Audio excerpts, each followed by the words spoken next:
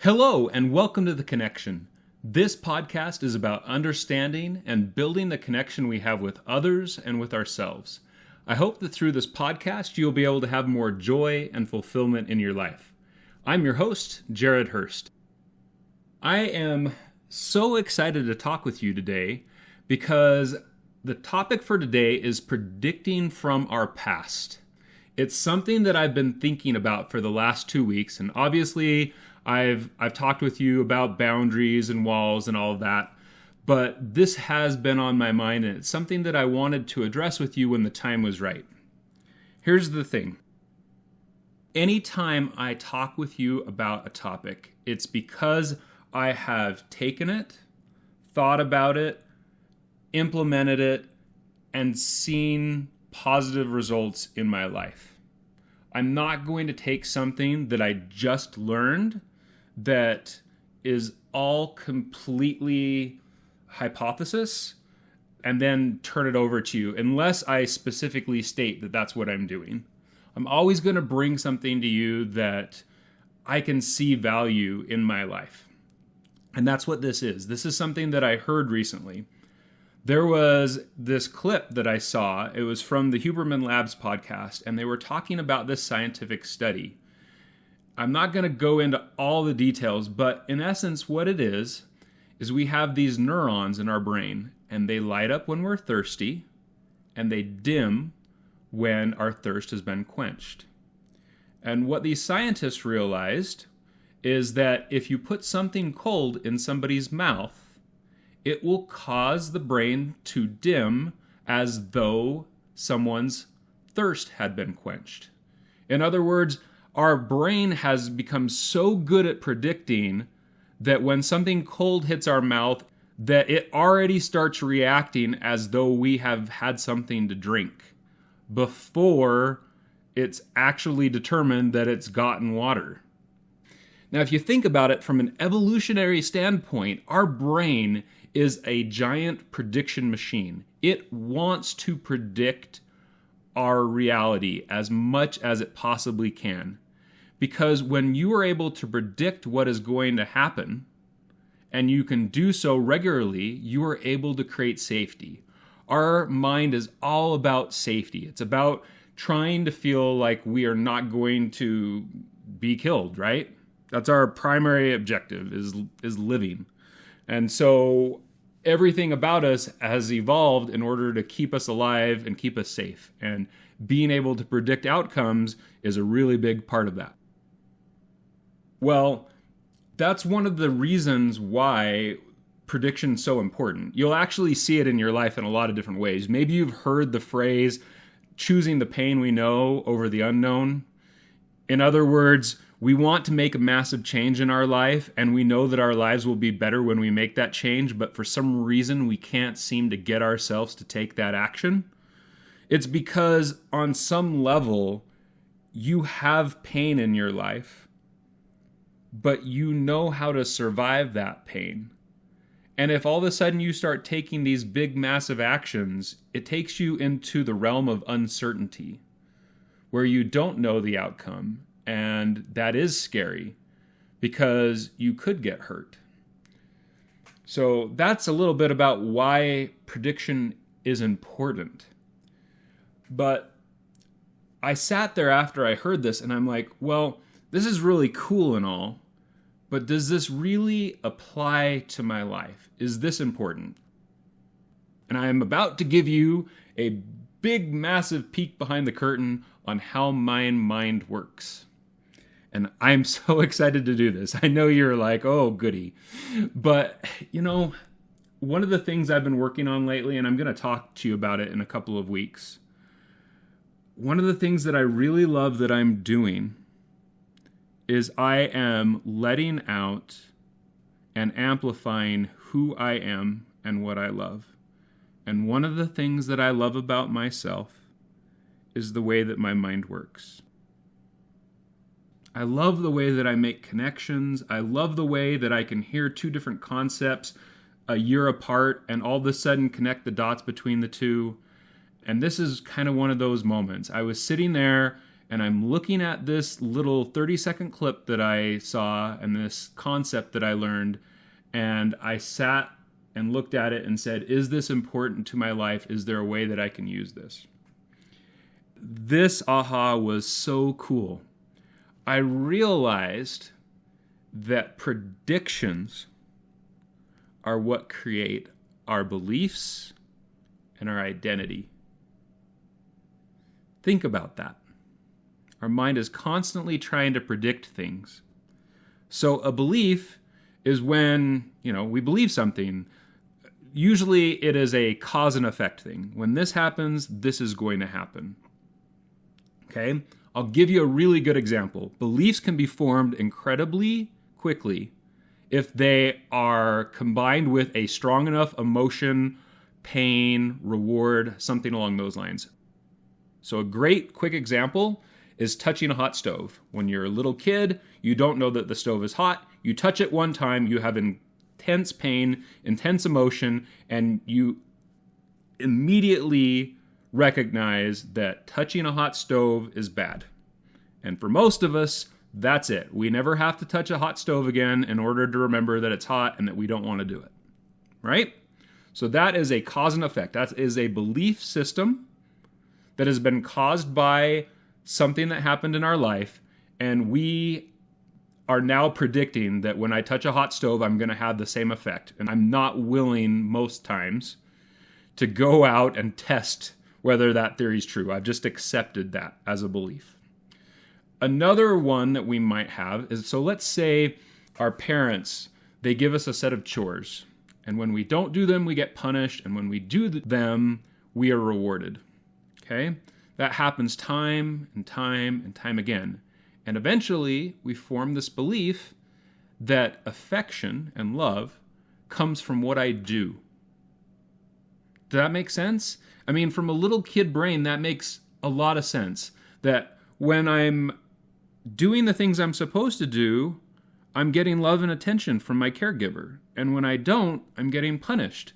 So if I do things right, I get love. So love is a transactional thing.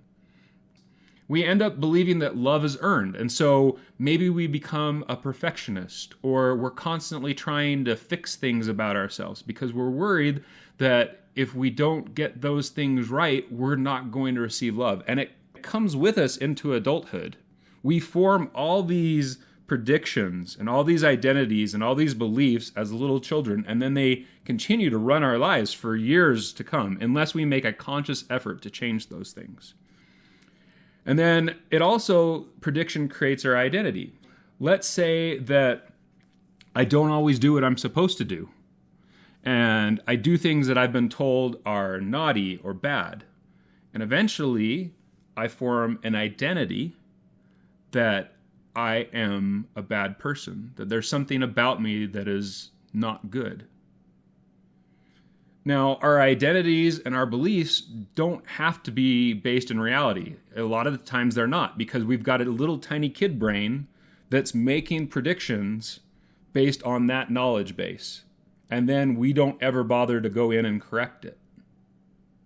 So this was this cool realization I had. I realized that our mind is constantly predicting things, and then it turns those predictions into beliefs, and it turns those into identity.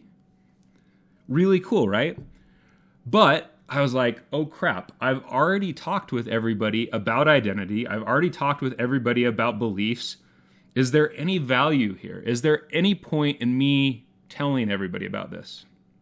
And I sat on it for like half a day, and I came to realize that there's two things that are important why I'm talking with you about predictions today. One, when we see things in a new way, we can form new connections and have new moments and realizations off of that. I don't know how many times I've heard the same thing and I've heard it 5 years later and it affected me differently. Or I've heard something multiple times and then I've heard it just said a different way and it connected with me. So there might be somebody out here that's listening to this when they've heard about identity and they've heard about beliefs, it didn't make a lot of sense to them, or it didn't really click. And now they hear the idea that our predictions, our brain constantly trying to predict outcomes, has a huge impact on how we live our lives. And they're like, oh, okay, I get it. The other reason is because as I explored this, I ended up developing 2 new tools that have helped me in my life. And those tools were not things that I talked about when I spoke with you about identity or beliefs. And that's why it's important for me to sit there and learn new things and ponder them and look at things, because all of a sudden you can create new things in your life that can have benefit to you. Well, here's one of the things that I learned. And I'm not going to quite jump into my tools yet, but I want to tell you a little bit more about how those predictions affect our life. And one of the ways in which predictions affect our life is they drive the way that we feel. I'm going to give you an example for this. So let's say that getting up and speaking in public gets you nervous. You may have had something in your past where you spoke in public and it didn't turn out well. Or maybe your parent is scared of speaking in public, and so you adopted that belief system that speaking in public is scary. Or whatever it might be. Something happened in your past that causes you to make the prediction that speaking in public is a bad thing or is going to have negative outcomes. Because think about this. This is something that occurred to me. If all we saw were positive outcomes from an action, why would we be feeling fear around it? When you're thinking about doing something and you feel fear around it, it's because you see some type of a threat. So you, at least on a subconscious level, maybe on a conscious level, are seeing negative outcomes. And I'll show you the flip side of that. Me, on the other hand, from the time I was a little kid, my parents told me how much of a talker I was, how much I loved to speak. They told me that I would be really good at debate because I was so argumentative. In reality, I'm not argumentative. Well, pretty much anybody that knows me is laughing right now and saying that's not true. But the truth is, it's the way my mind processes things. I wrap my head around things by understanding them from a lot of different angles, but I digress. The point is I've always had this identity fed to me over time that I was good at speaking on some level. And so here's what happened when I think about speaking in public. I'm excited about it. I look at it as an opportunity. When I got into high school and they had debate, I jumped into it because I'd been told my whole life that I would be good at debate. And when I started doing debate, was I good at it? Not at all. I was okay because I like to speak in front of people, but I had to work at it. Every time I failed, it wasn't like, oh my gosh, this is a failure. This is why I hate speaking. This is why I'm scared of speaking. It was like, I can do this. I'm going to be okay. I'm going to figure this out because I'm good at this. Because I'd been told that. So our predictions drive the way we feel about things. If you're predicting negative outcomes, you're going to have quote unquote negative feelings. If you are predicting positive outcomes, you're going to have quote unquote positive feelings. So this is why predictions are really important in our lives.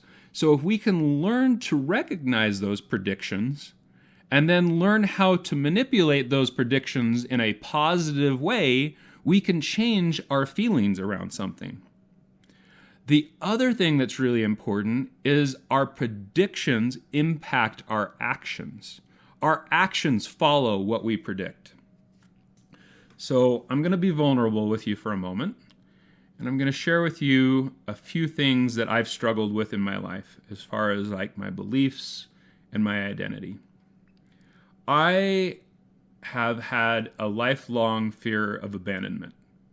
I believe that fear of abandonment comes from being adopted. It has nothing to do with my parents. My parents are incredible, loving individuals. I've met my birth parents. They are incredible people. But here's the thing. When you take a little infant and you take them away from their caregiver at a young age, their nervous system is going to recognize that. You take that dysregulated nervous system where you feel this loss of connection, and then you add in about 10 years of physical bullying in my first years of school, and eventually I developed all these beliefs and identities around abandonment. Okay? Well, because I have these fears of abandonment, it has caused me to believe two things. Well, a couple things that are very closely related. One is that I push people away. That I'm too much for people. And that people will leave me once they get to know me.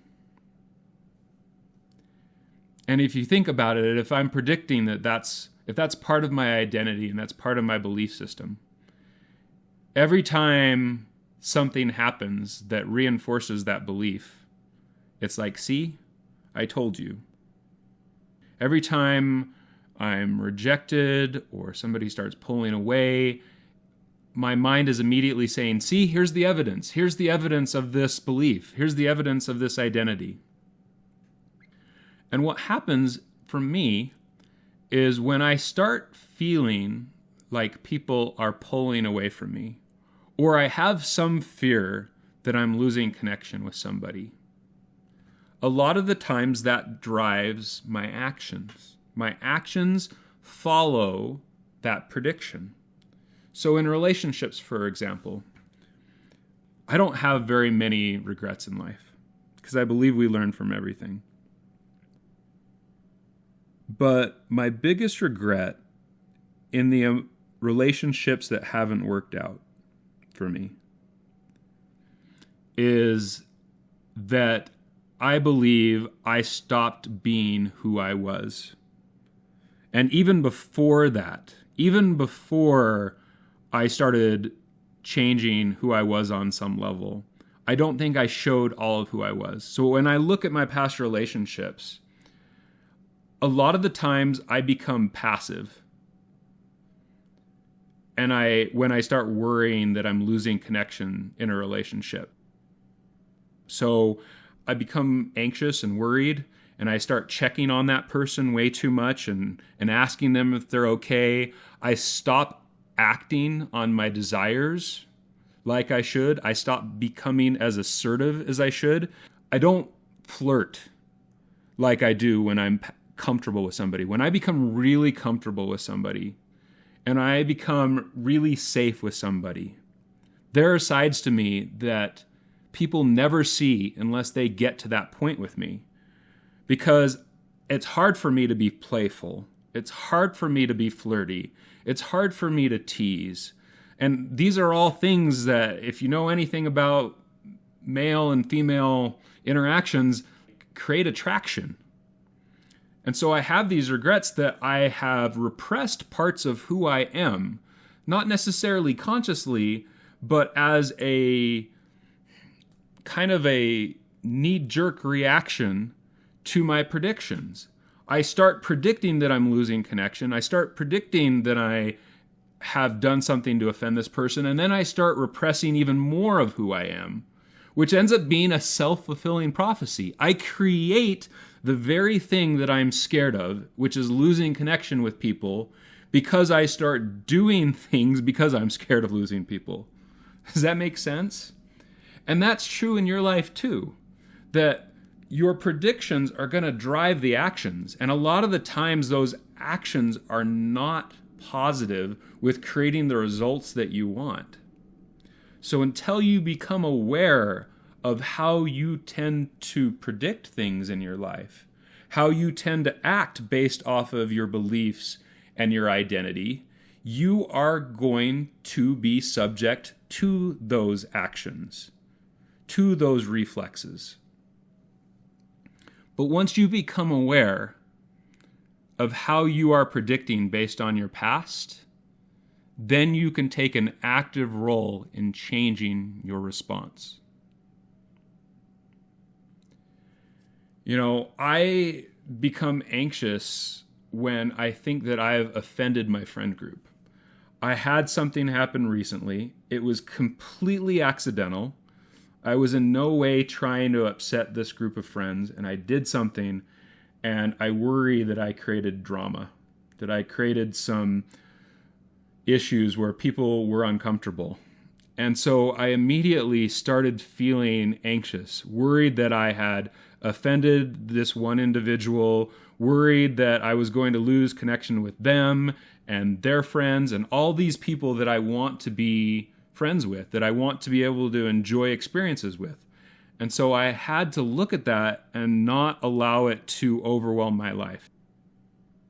That happened earlier this morning, and I've had to take conscious action not to allow my natural predictions to drive my actions and my emotions today. It's been challenging, but it's great. It's been a good thing because I realized what was happening, and then I've taken action to try and stem those actions and emotions from happening unnecessarily. So what can you do to take control and change the way that predictions are affecting your life? One of the things you can do is by reframing the way that you look at a situation, because our prediction is based on how we look at something. I'll give you some examples. In life, you might hear this concept, and I've talked about this before, that we should focus on our effort instead of our results. If I'm in real estate and I'm constantly focusing on the amount of homes that I'm selling, all of a sudden I become nervous and needy and hungry for money, and that affects my actions. But if I put my focus on my efforts, helping people, making a difference in their lives, understanding what they need from me as their real estate agent, then my results start to follow. And here's the thing, my prediction is different. Because instead of looking at getting a home sold as what I'm looking at helping people, then all of a sudden I'm predicting something different, and my emotions change. And because my emotions change, my actions change. And because my actions change, my results change. So in essence, I get the results I want by focusing on the effort instead of the result. Hopefully that made sense. There's other ways that you can reframe. I'm not going to go into everything, but one of those things is, there's this woman that I really appreciate. She is a public speaker. It's one of the people that I listen to in order to make my life better. Her name's Jen Gottlieb. And she has this video that I've heard her release in a couple of different ways. And she said that when I get up to speak, it is not about speaking to all those people. I am speaking to that one person in the audience whose life I can change. So let's say you have a fear of speaking. You can reframe it as, this is about me getting better at public speaking. This is about me impacting that one person in the audience. And it doesn't matter how terrible I deliver this message, because I need to get this message out for that one person. And that reframe is so powerful in changing what we predict and how we feel about that action. Because our prediction, if my goal is that speaking, no matter how terribly it's done, is going to help one person that's listening, then what am I predicting from that? I'm predicting that just the action of speaking, no matter how I did it, is making the difference in the life of one person. And then I take different action and feel different emotion. Another thing that you can do in order to change your prediction is taking skill from one area and applying it in a different one. I tried to talk with somebody about this recently. They were going in for a job interview. I did not do the greatest job of expressing this, but I was thinking about it a little bit, and this is what I'm trying to say. I've talked with people about this before in real estate, kind of help them understand how you can take a skill from one area and use it in another. So if your child or dog or whatever it might be does something inappropriate, let's say you have an area where you're over somebody else. Let's say you're a manager, you're a parent, you're a dog owner, whatever it might be. You have an area in which you are an authoritative figure over somebody else.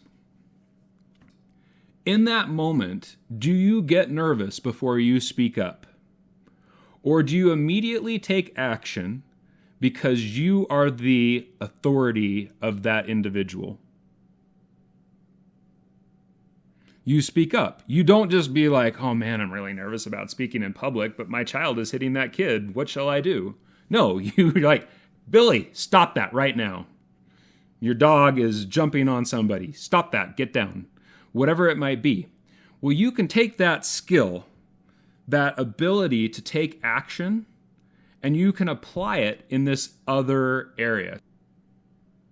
So let's say that my fear is public speaking, and that my mind predicts that it's going to be a negative thing.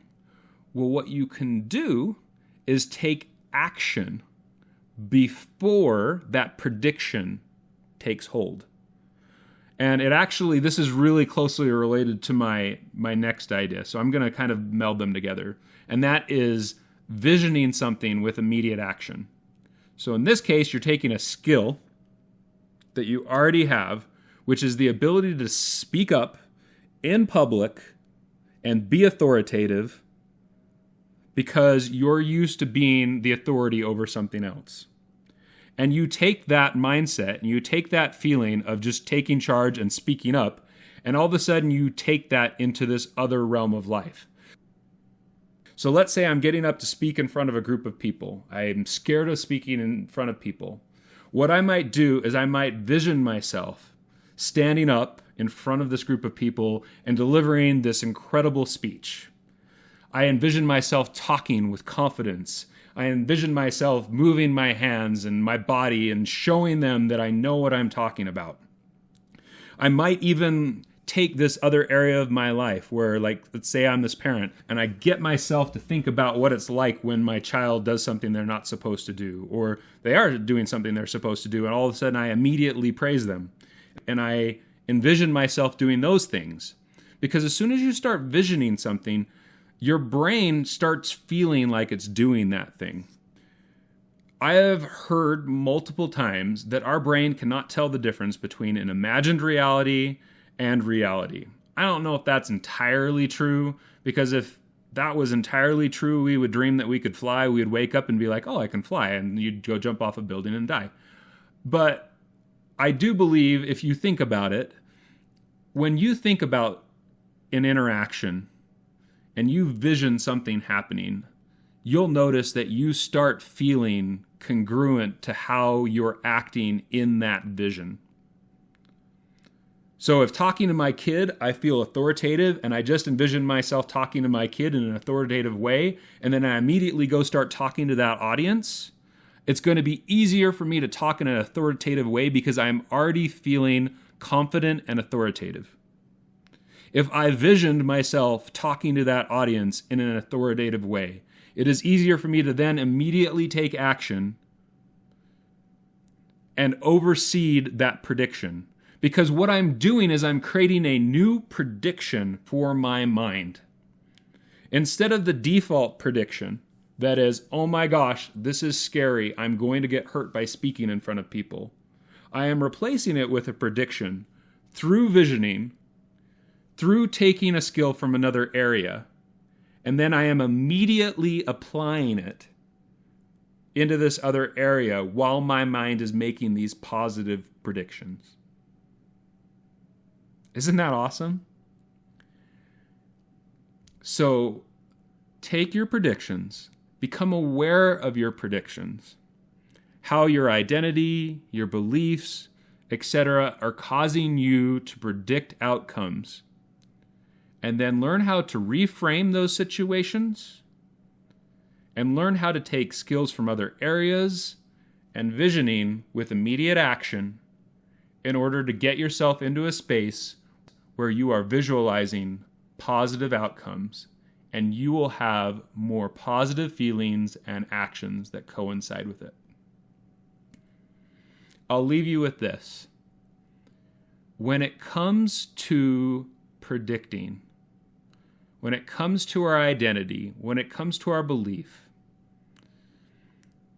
anytime we are feeling a certain emotion or we are having a difficulty with an action, it always boils down to creating safety for yourself. These tools are simply a way of creating safety. So if these tools don't work for you, ask yourself this question: how can I help myself to feel safe in this situation? And I promise, if you help yourself to feel safe, you will have a much easier time taking action. Everybody needs something different. We're all different. We all have different problems. But the fundamentals are the fundamentals. And when you learn this stuff and you study this stuff, you will start to see ways in which you can apply it to your life. I believe in you. I know you can do it. Until next week, remember that you are not alone.